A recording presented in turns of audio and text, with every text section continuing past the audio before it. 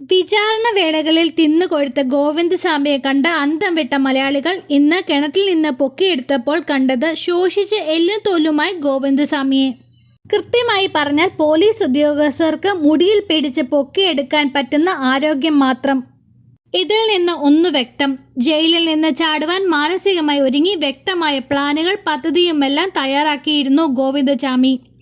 ഇതിനായി മാസങ്ങൾ പണിപ്പെട്ടാണ് തൻ്റെ പദ്ധതി ഗോവിന്ദസ്വാമി ആസൂത്രണം ചെയ്തത്.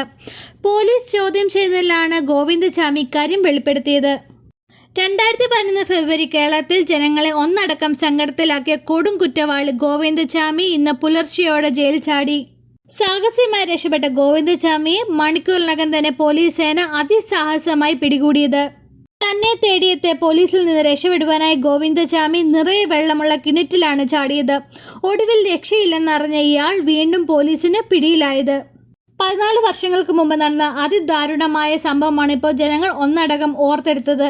വിവാഹ സ്വപ്നം കണ്ട് കൊച്ചിയിൽ നിന്ന് ട്രെയിൻ കയറിയ ഷെർണൂർ സ്വദേശിയായ 23-കാരിയാണ് ഗോവിന്ദസ്വാമി ഒരു കാരുണ്യമില്ലാതെ പീഡിപ്പിച്ചത്. ആളില്ലാതിരുന്ന കമ്പാർട്ട്മെന്റിൽ യാത്ര ചെയ്യുന്ന യുവതിയെ പീഡിപ്പിക്കുകയായിരുന്നു ഇയാളുടെ ലക്ഷ്യം. അതിന്റെ തുടക്കമെന്ന നിലയിൽ യുവതിക്ക് ബാഗ് പിടിച്ചെടുക്കുവാൻ ഗോവിന്ദസ്വാമി ശ്രമിച്ചിരുന്നു. ഇതോടെ യുവതി കമ്പാർട്ട്മെന്റിലൂടെ രക്ഷപ്പെടുന്നതിനായി ഓടി. വാതിലിന് സമീപത്തെത്തിയ യുവതി ഇയാൾ ആഞ്ഞു തൊഴിച്ച് പുറത്തേക്ക് തള്ളിയിടുകയായിരുന്നു.